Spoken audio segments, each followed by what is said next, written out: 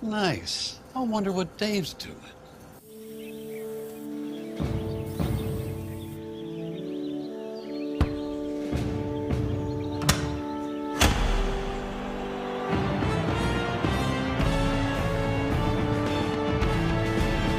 You do your thing. We've got you covered.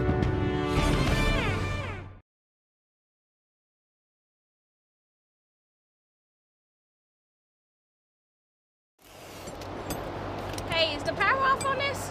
I don't know. Just take it off. Safety violation, unsafe work conditions. In the construction trades unions, safety is our highest priority, and we train you to recognize and speak out on unsafe working conditions so that everyone arrives and goes home safely. Learn about careers in construction at georgiaconstructioncareers.com. Good afternoon and welcome to the 322nd episode of the Alfa Insurance Georgia Prep Sports Drive for the GHSA State Title. Today, our special guest is going to be North Gwinnett head coach Eric Godfree to talk about the Bulldogs. They have a really exciting matchup in the Corky, Kell Dave Hunter Classic. They're going to be taking on McEachern at Mercedes-Benz Stadium. I really like what North Gwinnett did last season. I think they are very well equipped this year to be a top 10 team, a real contender, and I'm excited what Coach Godfree's got going on. His first full offseason there. He's had a year under his belt. I think it's going to be a special year. We're also going to cover some basketball news. We'll look at some of the winter sports that are wrapping up this weekend with wrestling, some spring that is getting started. So on that note, this weekend is going to be the sectionals for the traditional wrestling. This is huge for qualifying. So the way it works out, each region has 2 sectionals and then 4 wrestlers, the top 4 finishers from A and B, qualify for state. So there's going to be 8 total out of each of the 2 sectionals. So the key for these programs that are trying to win traditional titles is to qualify as many wrestlers as possible. Boys games, 190 girls games, and then the regular season comes to an end next week. And so the region tournaments are going to start a week from this next Tuesday. The season is wrapping up. So there have been some pretty significant results this last week, and there's more to come. In Class 4A, at this time last week, there were 5 regions that had an undefeated team on the boys' side. Now there's only 2. We saw McDonough get beat by Pace. Westover lost a game within its region. I believe it was to Hardaway. And Central Carroll lost its first game of the season in region play to Sonoraville. On the girls' side in 4A, we still have 7 unbeatens. They seem to be cruising, but got some more games left. But let's look at some more historic results out of Cobb County that we've seen. The big one, you had Walton beating Wheeler for the first time since 2013. You had the Lassiter girls going on the road and beating Pope for the first time since 2013. And then the big one this past week was Marietta winning at McEachern for the first time in all the way back to 2008. So that is a really long streak, even longer than the Wheeler-Walton one. So let's look at how this unfolded and then what it's going to mean heading into the region play. So Kayla Day's buzzer-beating three-pointer lifted Marietta to a 49-47 victory over McEachern. This happened Tuesday night, and it was a huge comeback and just a dramatic victory. The win snapped a 14-game losing streak for Marietta at Lovingood Gym, dating all the way back to December 2008. McEachern led 32-18 at the half, but Marietta rallied in the third quarter, outscoring McEachern 19-4 to take a 1-point lead heading into the final quarter. With 4 seconds left, Marietta inbounded the ball in front of their bench. Kay got the ball and slipped and fell. After gathering herself, She put up her shot, which banked in for the win. Doesn't get more exciting than that. That was a 49-47 victory. So they were down by 1 and then banked it in. The win moved Marietta to 16-6 and 2-3 in third place in Region 3. And then it served McEachern its first region loss of the season. They're 14-9 and now 5-1. But that win moved Marietta up to third and put the rest of the region in striking distance to McEachern. Elisa Malone finished with 9 points for the Blue Devils. Athena Dew added 8 points and 7 rebounds. McEachern was led by Ezekwu's 14-point. Tamia Folk finished with 12. Khalees Hill added 8. It's a big rivalry, and McEachern has been dominating it, but that was a big win just to hopefully be a wake-up call for McEachern heading into the region. I think it's better for them to lose in the regular season before these games really matter, but obviously you're going to want to watch how McEachern responds. Marietta is going to host North Paulding tonight. McEachern is going to face North Paulding on Tuesday. North Paulding is the second seed at this point. Some other results in Cobb County. Hillgrove beat North Paulding 62-53. Yolanda Floyd had 21 points and 11 rebounds. Hillgrove led 29-20 at the half. And that win gave North Paulding its second loss in the region.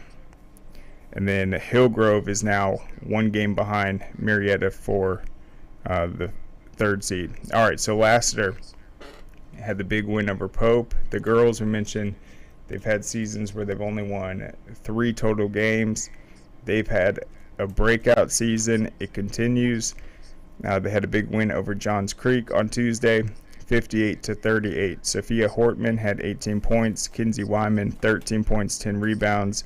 Malia Lodwick had 12. And Katie Squires finished with 5 and 7 boards. Claire McKinney, 5 points and 5 rebounds. Lassiter is now 16-7 overall and 9-1 in Region 5 6A. And, sorry, Region, yeah, I think that's a region. And they're going to host Sprayberry. This is tonight. So Lassiter against Sprayberry. This is for the top seed heading into the region.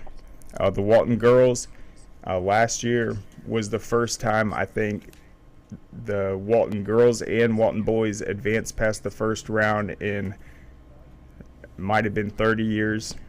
And Walton's continuing to position itself to make the playoffs again and potentially advance into the later rounds. They won this last one against Kennesaw.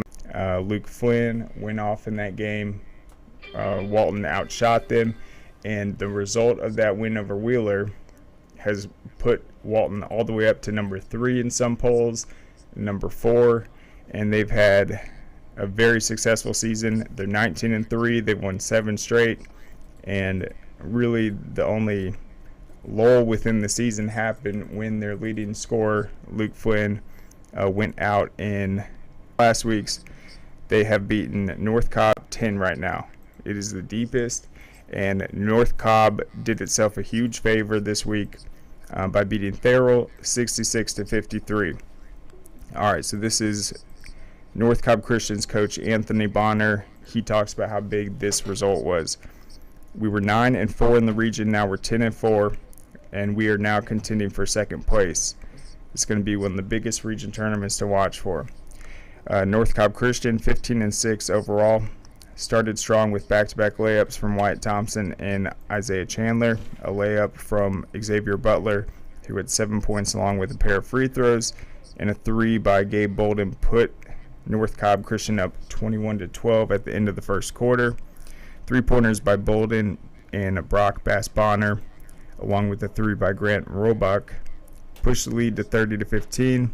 After Thurl cut it to 9, North Cobb Christian answered with an 11-4 run, cruising to the half, leading 41-25.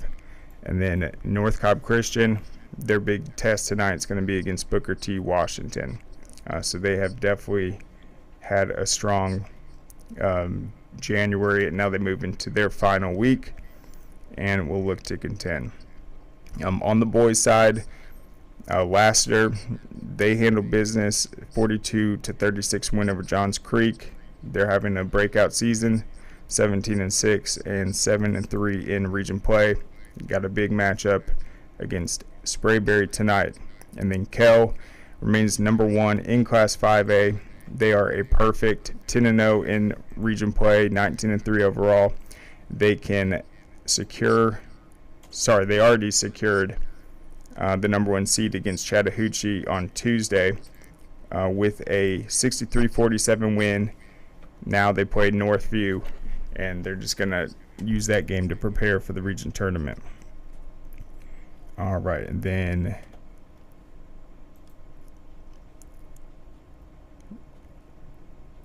let's shift to the other sports. So all the spring rankings will debut, I believe, this next week. That's when it's going to get started for soccer, baseball, and lacrosse. I think soccer is actually going to be the first to start. There was some action last night, some big scrimmages, and the one that stood out to me was Marist at Lassiter. Marist is a state championship contender. Lacrosse is a solid team. They're going to play again in the regular season.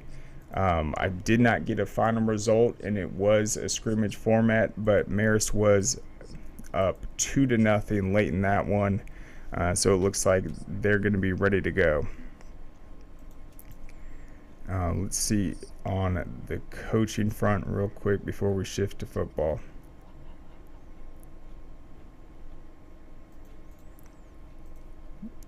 All right, and so the week started with Lukeman Salam stepping down from Osborne. It was a tough decision for him, and when we look at the remaining coaching openings, you have one that stands out obviously is Harrison. That is in Cobb County. Salam coached at Hillgrove previously with Philip Ironside, and this Harrison job, from what I see, it probably is the top vacancy open. We've seen Cambridge get filled, some other big ones like Mays with Reggie Austin, Mount Vernon with Terrence Edwards, but I think the Harrison one's a huge one, and you got to think when that job opened up, they were going to reach out to someone that could come in and pick up where Harrison left off. Salam has experience in Cobb County. I don't know if he's going to get the job, but he's definitely going to be a candidate for it, so I would not be surprised that happens. He has proven it, and Osborne is not typically your stepping stone coaching opportunity. That is a tough place because, I mean, you're going into a program where I think they had won 3 games in like 10 season, had never had a winning record, had never even made the playoffs.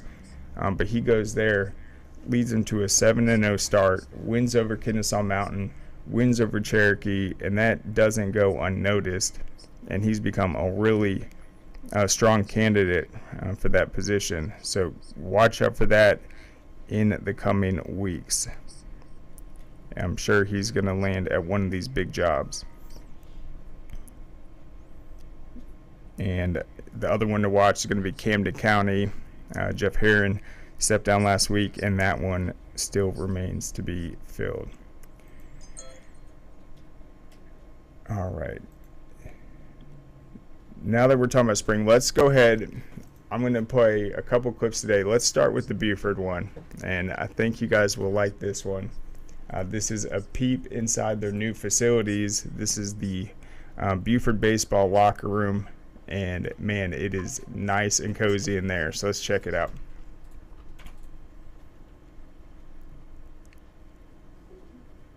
All right, so you got the leather couches. You can't step on the logo. You know baseball players are superstitious, so they got that. They got the chain protection around it. It was the same thing at UGA for me. You do not step on the G. you walk around it. And it's funny, my grandfather came to visit, and he followed the rules too. As soon as we were walking in, it's like, no, you go around the G's. So that's why they have those up there. You do not step on that Wolves logo. And so that is a very nice locker room right there. Buford setting the standard. Great baseball program, great athletics all around. Take a ton of pride, and they're setting the standard. They're showing what a modern high school locker room can look like. So that is very impressive. Best of luck to the Wolves, and I am excited about baseball season. But I thought you guys would like that. Nice hardwood floors, and I'm sure the coaches will be on those guys not to mess it up and keep it clean. All right, so let's take a quick break. We'll be back on the other side, and we'll look at some of the recruiting news.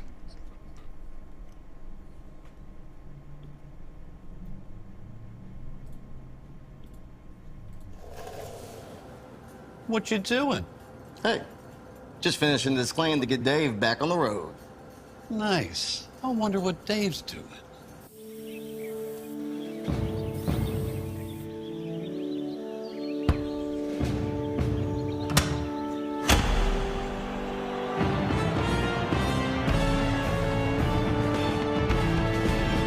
You do your thing. We've got you covered.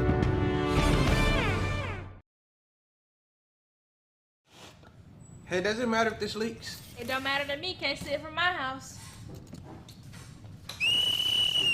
Illegal use of hands, improper training.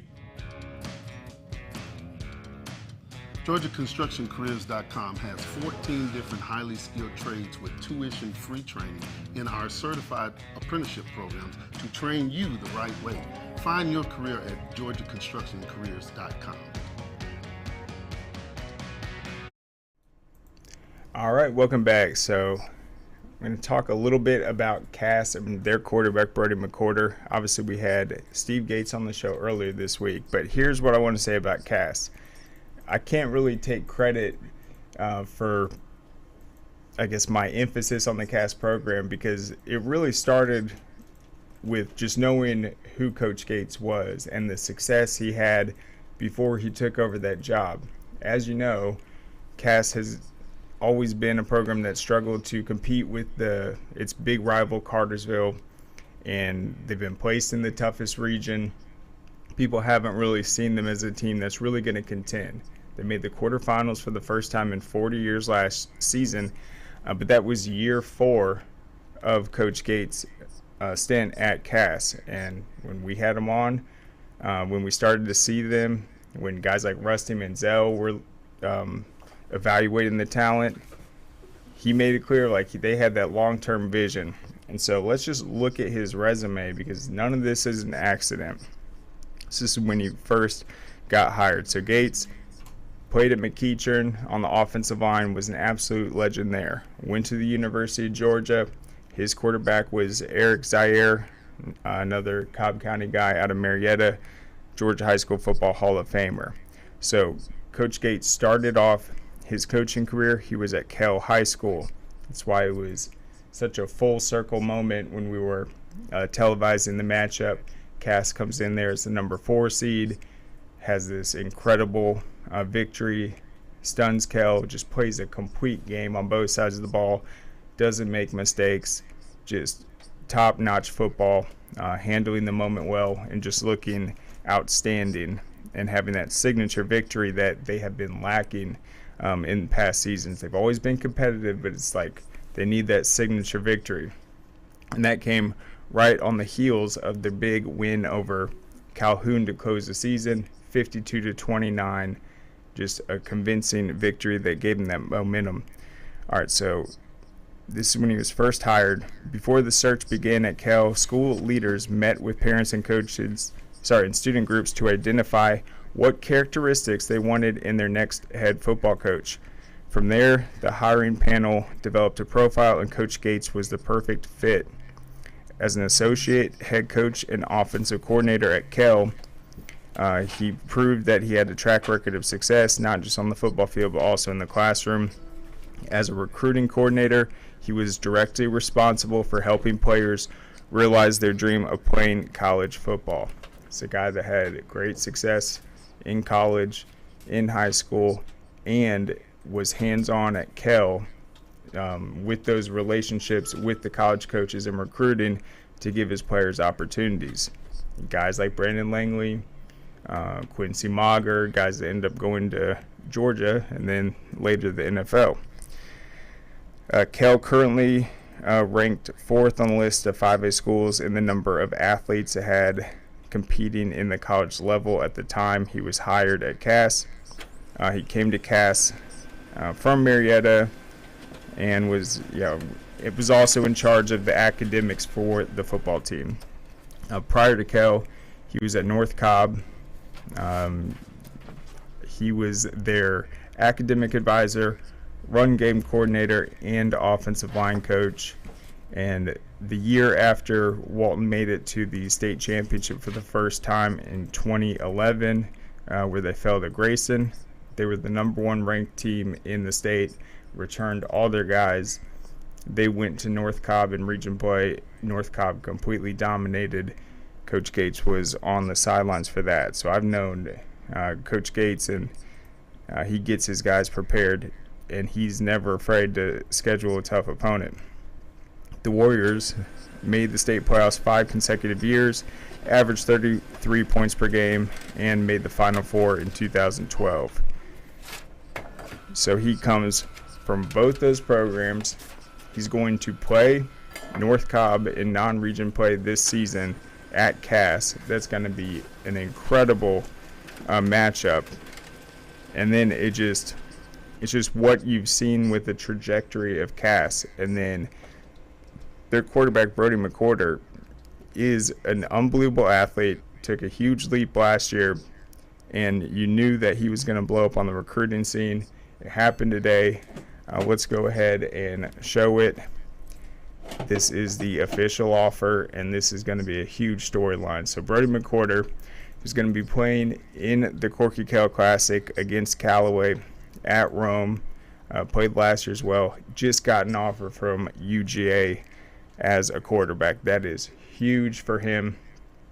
He recently, he's already had the offers from Florida State. He got that one back in March before his sophomore season.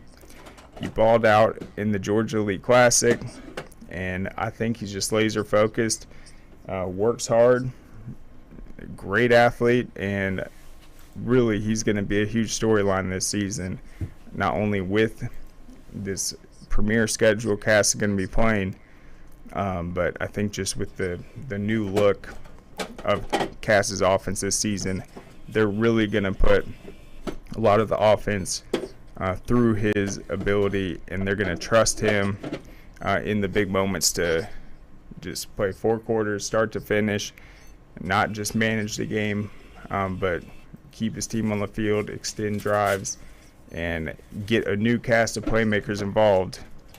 Got an exciting tight end prospect, new guys stepping up, and with Coach Gates, a guy that has really had success throughout his stops as an offensive line coach. I think Cass is going to be extremely talented on both lines of scrimmage, and they've got some great opportunities this season to build off their best year ever.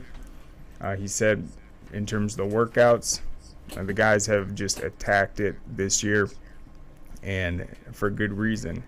They finally had that breakthrough season. Everyone knows Cass is the real deal now, and so they are showing up in the weight room day in and day out, knowing that they have an opportunity to repeat that success this season. So wanted to give Coach Gates credit just for what he's been able to do head into year 5. All those guys at Cass that have battled to get them to this position, now you have one of the hottest prospects at quarterback in the state heading into the season, and there's going to be tons of media attention, and with that comes opportunities for other players. Sokovie White, the Georgia commit at receiver, was 2 years older than Brody. He gets the Georgia offer. Who's his quarterback? It's Brody McCorder. Maybe that factored into UGA getting to see Brody play. Now he has that offer. Well, you're going to have more recruits coming to these games. Other guys on cast, whether it's on the offensive line, in that secondary, they're going to be stepping up. They're playing this great schedule. They have an opportunity to prove themselves and get an opportunity to earn a scholarship. Coach Gates is going to make sure they're good on the academics and set to go. He said their team GPA was a 3.32 last season. So I think he's just done an exceptional job. What more can you say about that? All right, so the next story I want to get into has to do with North Gwinnett. So the month of February is very important for football teams. This is usually when you want to just have like the toughest workouts. This is strength training, team bonding, and yeah, the summer can be brutal, but February, that's when you got to get after it in the weight room and really push yourselves. In college, this is when everyone does these mat drills, which are never fun. I'm not sure if they still do them, but man, February, that's the most hated month of the year for anyone that was at the University of Georgia. I promise you that. You ask Rennie Curran, Matt Stafford, any of those guys about February and mat drills, it will give them nightmares. We used to have 4:30 a.m. start times. And that tradition actually started with Van McCorder, who is the strength and conditioning coach at Georgia for a long time. He sadly passed away a few years ago, but he started that tradition at Florida State. And you can go back and look up, if you look up McCorder and then mat drills, this was like the biggest talk in college football back in 2008. They did a bunch of pieces just on how brutal it was, and it was. If you'd be in a group of like 8 guys, and if one person didn't get the drill right, they would send you back and you have to do it again. It didn't matter if you were a kicker, didn't matter if you were AJ Green, offensive lineman, everyone had to go through the same thing. And that's what February is all about. And I've got to give credit to Tommy Lafayette, because he is coming from Lambert, where we talked to Coach Beach, we talked to those players with the Longhorns. You couldn't take away the work that Tommy put in. He was the hardest working guy, and so he's coming to North Gwinnett. He's going to play a huge role this season as their lead running back. He's actually at Stanford right now on a visit. He competed in the Georgia Elite Classic the last 2 years. Just a hard-working kid every single day. And this is him showing up to his new team at North Gwinnett, and just watch the excitement when he gets this power clean. I think it's like mid 300 pounds. Watch his new teammates get hyped up with him. Now, do we have the Lafayette clip? You're good. All right, so Coach R.J. Luke says, best part of our culture at North Gwinnett, if you transfer in, buy into our program and standards and work, we will embrace you as if you've been here your whole life.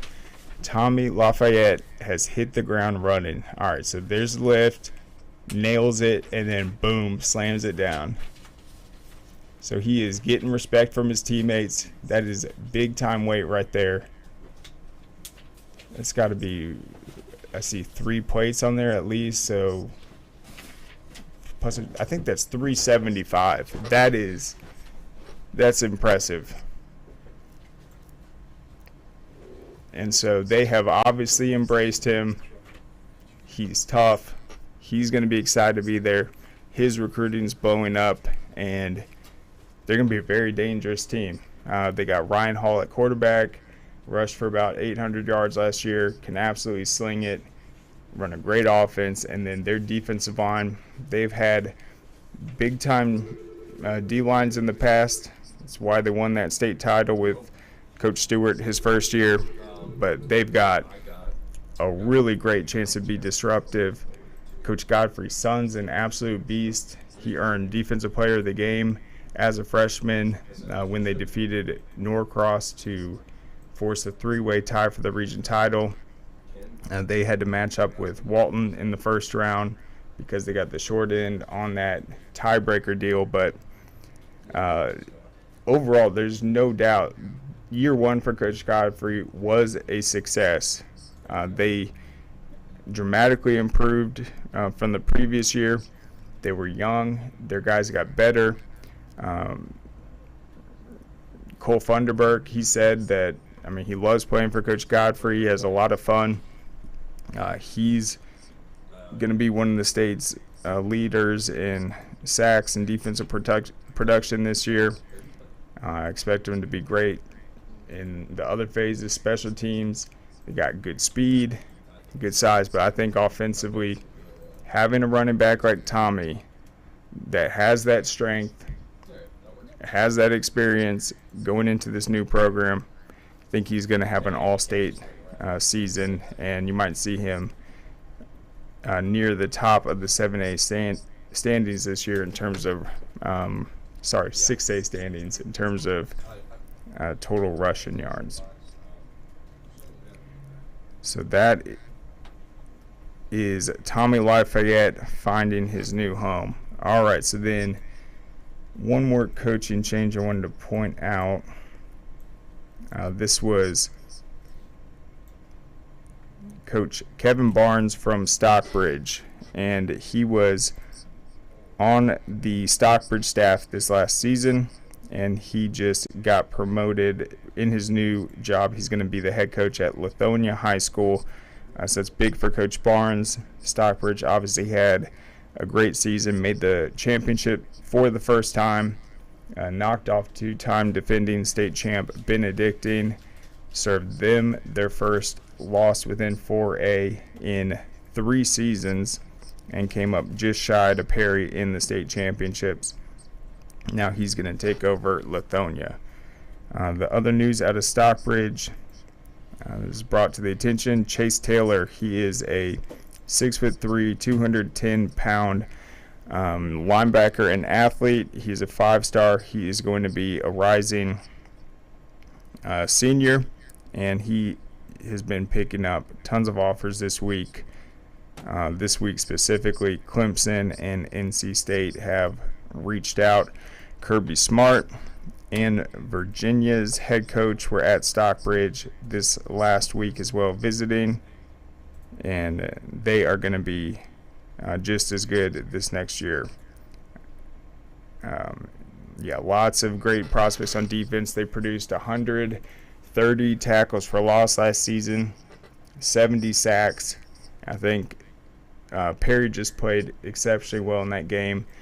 They built the early lead and were able to, I think, just tackle a little better, get to the ball quicker, force some turnovers. But I think Stockbridge, that was the breakout year.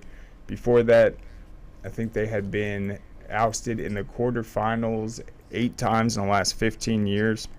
And so they finally broke through this last year, and they will be a team to watch. All right, let's look at their region next year, actually.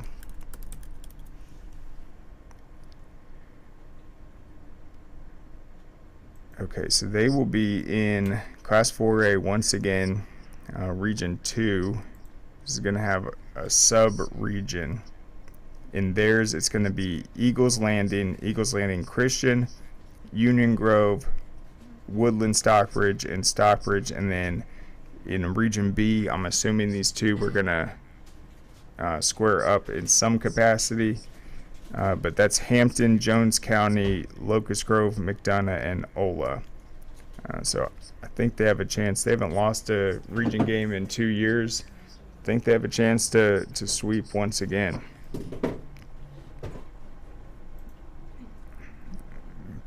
.4A is going to be very exciting. And then, the other development 4A, you got Marist going back into 4A.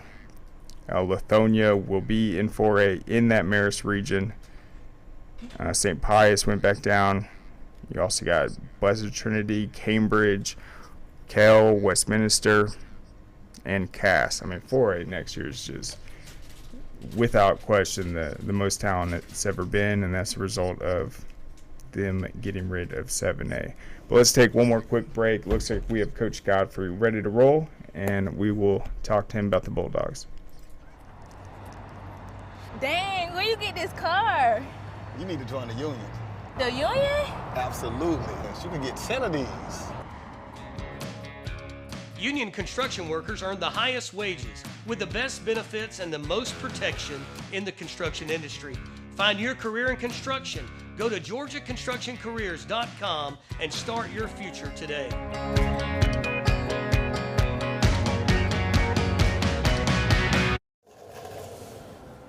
What you doing? Hey, just finishing this claim to get Dave back on the road. Nice. I wonder what Dave's doing.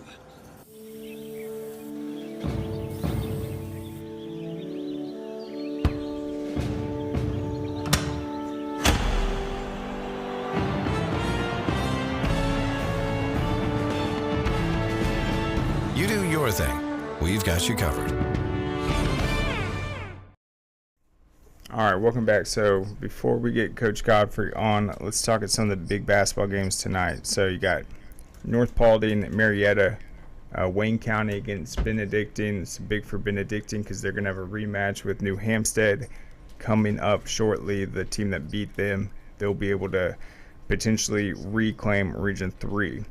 Westover and Cairo on the boys' side. Westover lost its first region game this week, so this is an opportunity for them to remain number one. Must-win game against Cairo. They have identical records at this point. You also have Peachtree Ridge against Norcross. Should be a really good one. Could be considered a top 10 matchup. They both have been represented in that. North Cobb against Osborne, that's big. You got Walton and Wheeler at that 1 and 2. This could determine the number 3 seed. Jefferson's got Heritage, Ringgold, Wesleyan, and Gilmer. You got McDonough trying to handle business against Luella to remain the number 2 seed. Walton and Wheeler's going to tip off at 7:30. St. Francis and Kings Ridge, big top 10 battle. Sprayberry and Lassiter. You got Pope and Roswell. Lovejoy and Woodward Academy. Athens Christian and Rabun County. Westlake and East Coweta. Crisp County against Carver Columbus, and Woodstock against River Ridge. That will be boys and girls, a big-time matchup. Also have Forsyth Central and Lambert. Seconder and Walnut Grove, big Region 8 matchup. Seconder still in contention for a number 2 seed behind North Oconee. Parkview Grayson should handle business in that one. Mays and Chapel Hill, it's a big top 10 matchup in 5A. Carrollton and Campbell. Jonesboro against Murrow, big rivalry game. Monroe area against Hebron Christian, top 10 3A matchup. And Archer and Newton, that is another big one. So tons of basketball games tonight. We'll have the action recap next week as it closes out the regular season. But do we have Coach Godfree? Hey, Coach, how's it going? Hey, doing great. How about you? Hanging in there. So thank you so much for coming on. First question is, how has the off-season been going for you guys? What's the schedule look like overall? Right, yeah, the off-season's gone really well for us. It's been a lot of good energy. We bring a majority of our team back. So, like I said, we've got a lot of leadership in the room, and weight room time has been great. We'll start our after-school program stuff after our winter break, which is the end of February. And so we got a tough fall schedule coming up, and I think there's some good excitement. Our kids know urgency to get better right now for that season. Yep, and obviously last year you guys could have maybe won more games, made a deeper run, but I think overall it was a very successful season for you guys. You've now gotten to know these young players. I mean, how much more confident and excited is the team this offseason? Right, yeah. You said it well right there. Yeah, we very young guys all coming back, and the confidence level in the weight room right now is much higher than it was. And I think there's a lot of unknowns, and even the kids knowing, okay, a lot of unknowns. New coach, we're all young. Where does everything fit in? Graduated a lot of really good starters from the year before, and so what we have coming back, and like I said, the confidence they have in the room, it's really bringing a lot of great energy in our weight room. We've seen some big gains already in a short amount of time, and looking forward to continuing to push that through February, March. Yep, and then you've got a lot of really exciting big-time playmakers. Cole Funderburk is a guy that I think stands out, but I think your goal obviously is going to be getting the guys to play well together. So how tight-knit is this group, do you think? Right, and that's what's been really good. Like, so when you look at North Gwinnett, our kids that are juniors and sophomores and freshmen right now, that they've all grown up playing together. For the majority of them all played together growing up all the way through, so they really are tight-knit.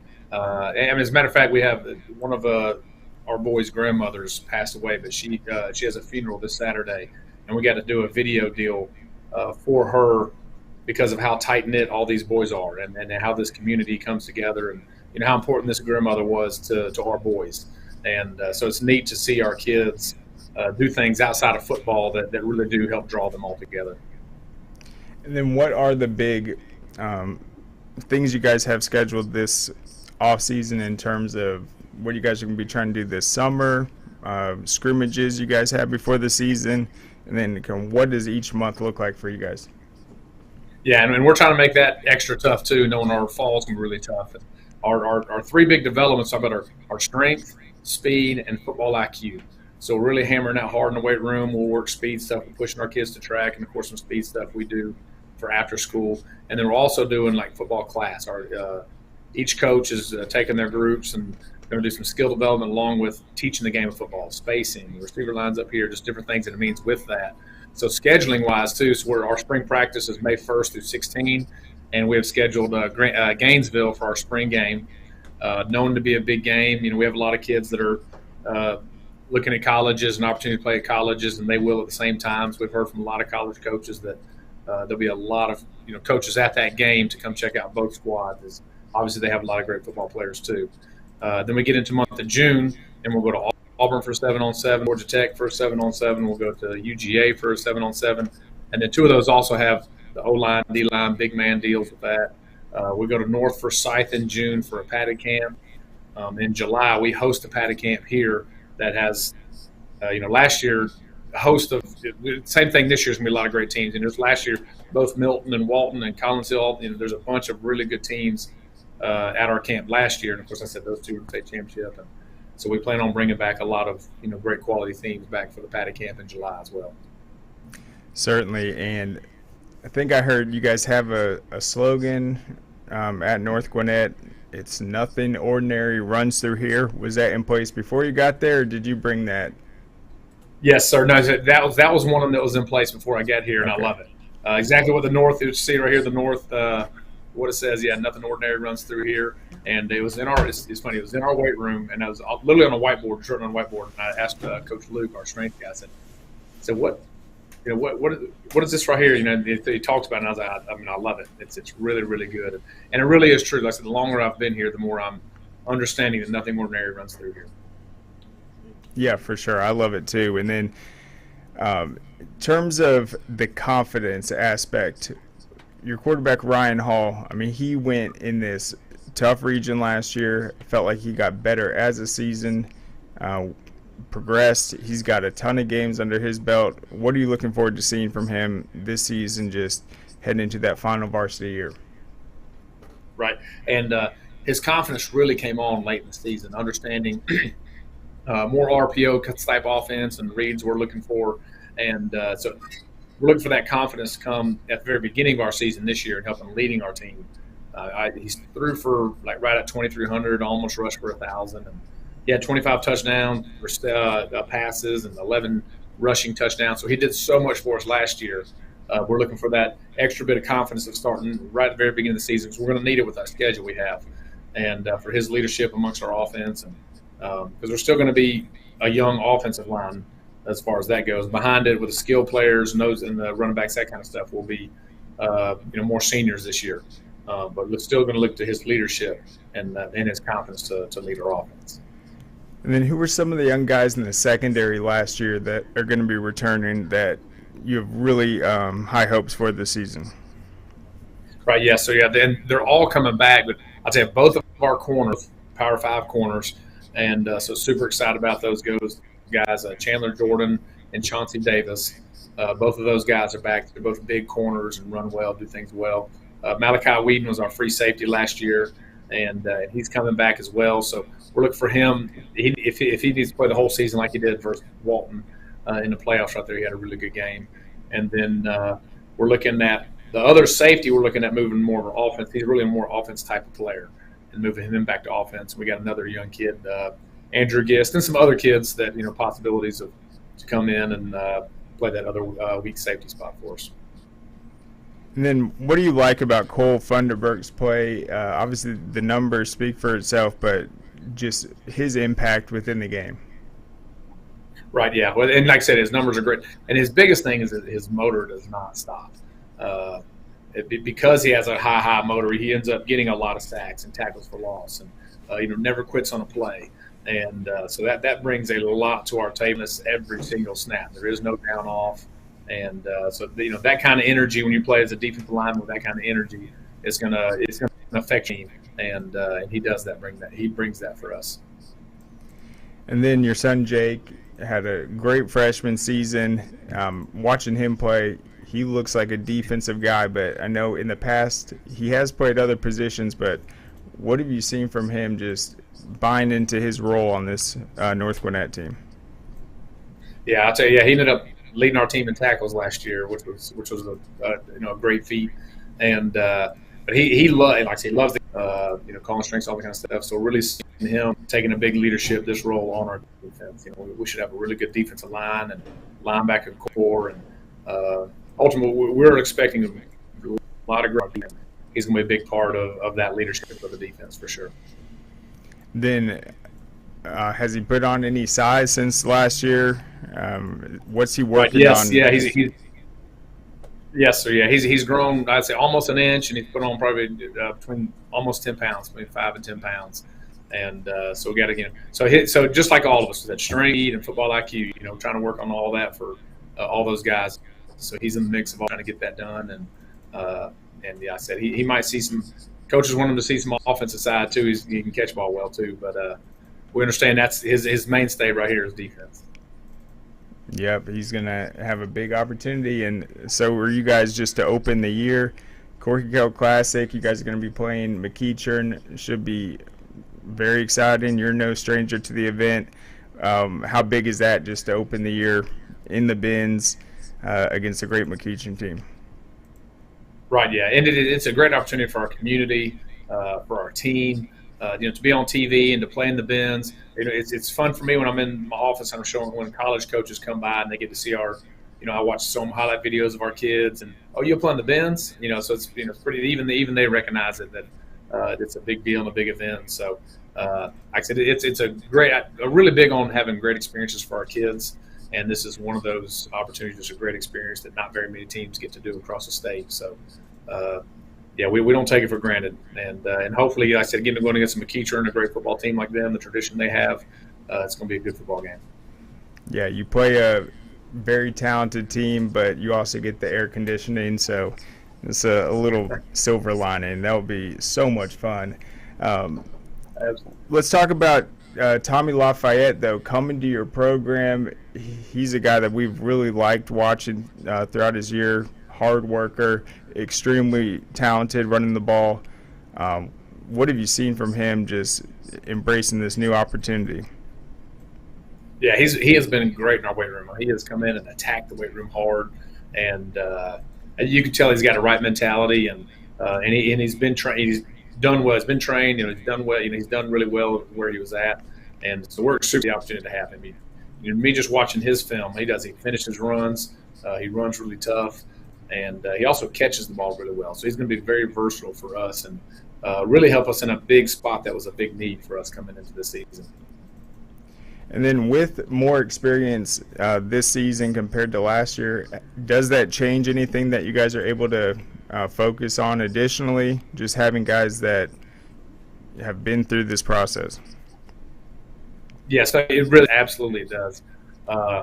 We won't start. We'll still obviously you got to build and build and build, but we won't be quite as basic as we were to start the season last year.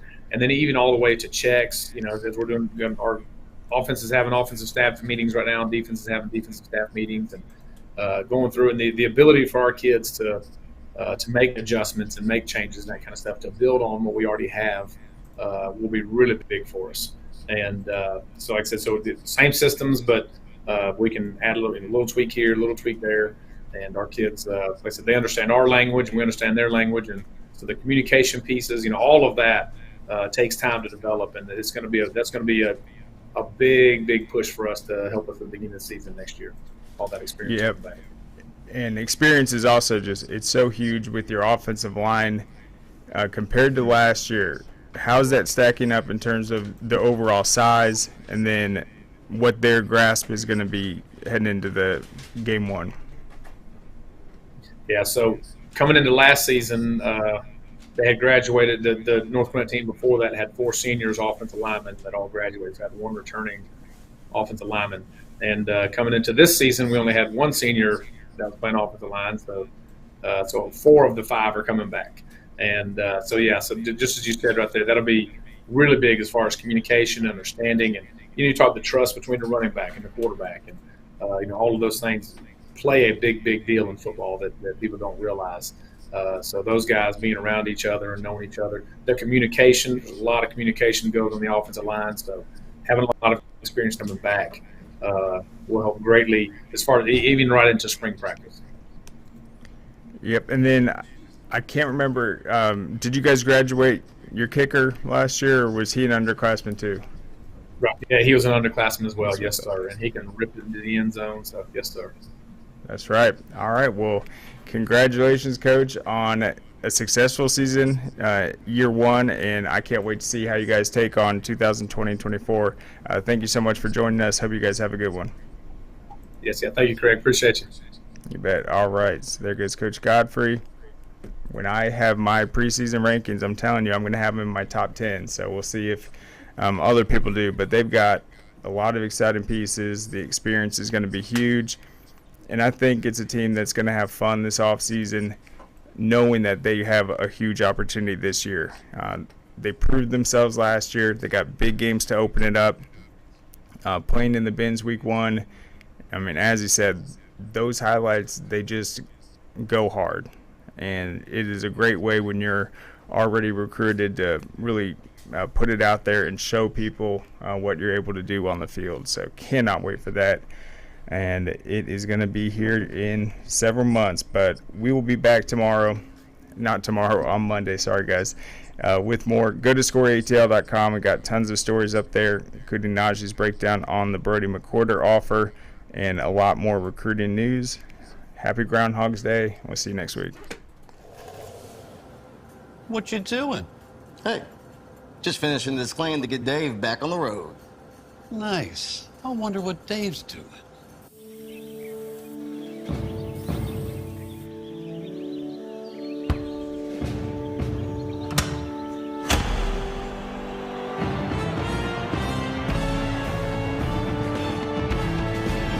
You do your thing. We've got you covered.